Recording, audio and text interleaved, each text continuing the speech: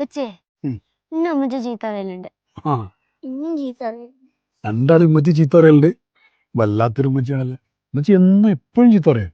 ഇല്ല, ഉമ്മച്ചി എപ്പോഴായിരിക്കും ചീത്ത പറയുന്നുണ്ടാവാ?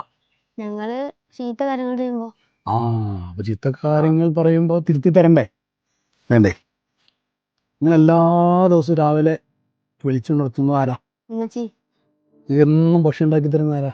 ഉമ്മച്ചി നിങ്ങൾക്ക് ഡ്രസ്സ് അലക്കി തരുന്ന ആരാ? ഉമ്മച്ചി നിങ്ങളെല്ലാ കാര്യങ്ങളും ചെയ്തു തരുന്ന ആരാ? ഉമ്മച്ചി സ്കൂളിൽ പറഞ്ഞേക്കുന്ന ആരാ? ഉമ്മച്ചി 9 മാസമൊക്കെ നിങ്ങൾ ജീവിച്ചതോടെ?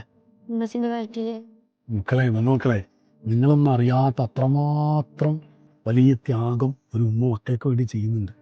നമുക്ക് വേഗം പോയിട്ട് ഭക്ഷണം കഴിച്ചുകൊണ്ട് പോകാൻ മതി. ഒക്കെ ഉണ്ടാക്കുന്ന എല്ലാം ഒരു ഉമ്മനെ സഹായിക്കാറില്ലേ? സഹായിക്കണം. അപ്പം ഇനി ഉമ്മ കുറച്ചൊരു ചീത്ത പറഞ്ഞാൽ പ്രശ്നമുണ്ടോ?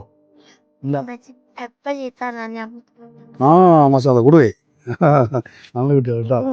ആ നല്ല കിട്ടുക. ഉമ്മ ഉപ്പ ഒക്കെ ചീത്ത പറയുന്നത് മക്കളോട് ദേഷ്യം ഉണ്ടായിട്ടില്ല. ആണോ? എന്നാ മക്കളെ തിരുത്തി തരണ്ടേ? ചില കാര്യങ്ങൾ തിരുത്തി തരുമ്പോൾ കുറച്ച് സ്ട്രോങ് ആയിട്ട് പറയും അല്ലേ?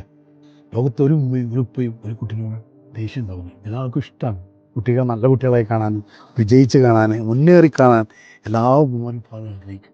അതിനു വേണ്ടി അപ്പോൾ മക്കൾക്ക് ചിലപ്പോൾ ചീത്തയായിട്ട് തോന്നുന്നു. ചീത്ത പറയും. ചീത്ത അല്ല കേട്ടോ, ഇഷ്ടമാണ് പറയുന്നത്. സ്ട്രോങ് ആയിട്ട് ഇഷ്ടം പറയണത്. ഉമ്മയാ